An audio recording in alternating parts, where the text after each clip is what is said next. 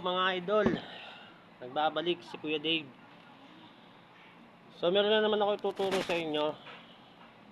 Yung unang video natin, tinuro ko sa inyo kung paano pag crossover, kung paano tamang pagfiltro, kung paano yung tamang pagdala ng bola.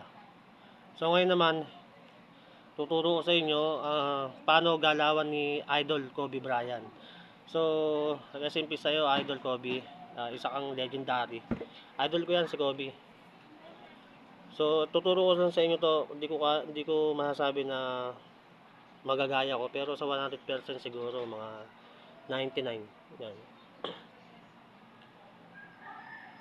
Turo ko sa inyo yung tamang ano niya, pag-fake. Pag-fake niya sa kung paano siya titira, napipake niya talaga yung kalaban.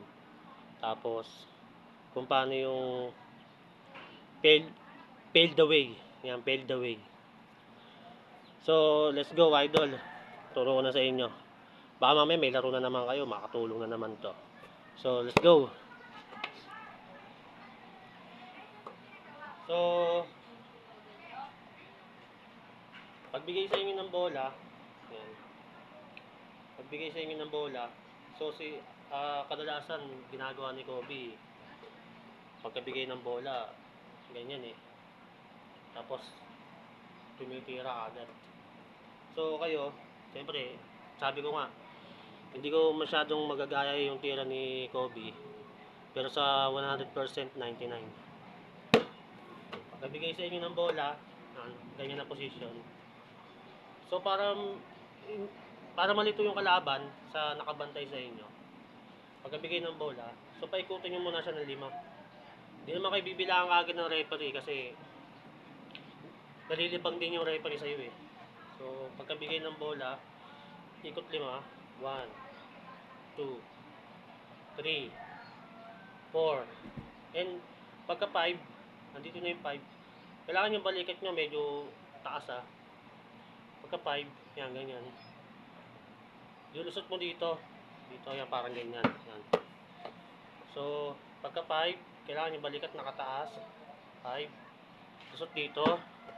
Tapos, medyo yung itong kaliwa, pagkalusot dito, yung kaliwang paa, iatas dito. Yan, ganyan. Parang nakaganyan ka.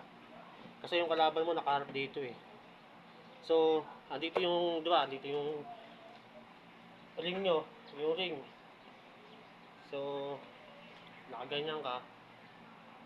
Pagka 5, gagano mo yung paa mo, then titira mo yan, Kobe. Yan, Kobe yan eh.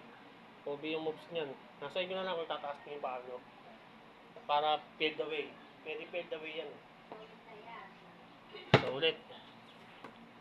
Pagkabigay ng bola, kaganyan. Ikot ng 5. 1, 2, 3, 4, and 5. Taas balikat. Tapos pagkagusot, hakbang yung kanang paa. Tapos tira. Ganyan. Okay. Next. Tamang tira, paano ma-fake ang kalaban. Kung paano ma-fake. Kunyari, titira mo, pero fake pala. So, ganito yun mga idol. Yan, nakaganyan siya. Ganyan kaya. Yung kamay mo, wala pa yung bola. Yung kamay mo, nakalupay-pay. Yan. Para ang yung nalunod sa swimming pool. Ganyan, lupay-pay. Kasi yung kalaban, aalalayan ka eh. Ganyan yung kalaban sa'yo. Nakatukod dito sa likod. Ganyan. Kasi parang iisipin niya, yung nangyari dito. Pero, fake na pala yun. Hindi niya alam, inuumpisahan mo na yung kung paano pag-fake ng tira. Wala siyang kaalam-alam. Kasi parang, ganun ko, parang nawala ka ng malay, nakatukod sa likod mo. Pero inuumpisahan mo na pala yung tamang pag-fake. So, ganyan ka. Pagkabigay ng bola,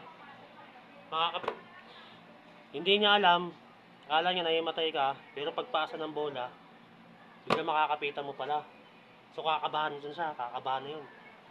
So pagka ganyan, pagkabigay ng bola, tutulak ko siya ng puwet.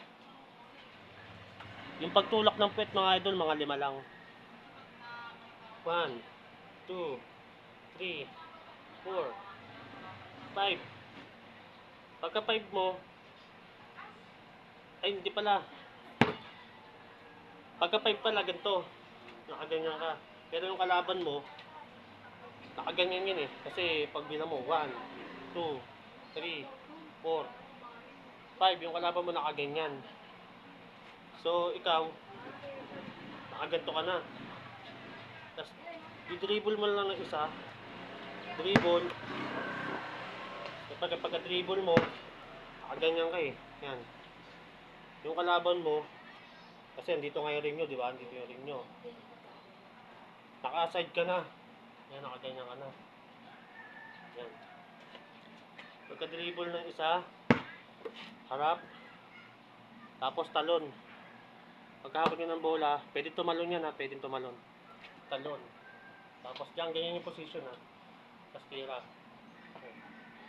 Nasa inyo na yun kung itataas nyo ulit yung paa nyo. Yan, tira. Para medyo astig. Medyo maganda tignan. Pero maganda rin naman tignan to. Maganda rin naman tignan yung ganyan. Para talagang shooter na shooter yung datingan nyo. So pagka 5, dribble, nakabuka ka, nakakapit na yung bola, talon, tapos tira.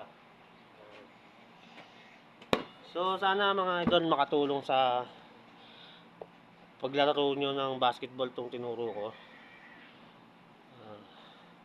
Susunod siguro turo natin yung yung mga pangmalakasang moves. Sa ngayon sana makatulong muna sa inyo to mga idol. And abangan niyo yung susunod na video ko. Thank you.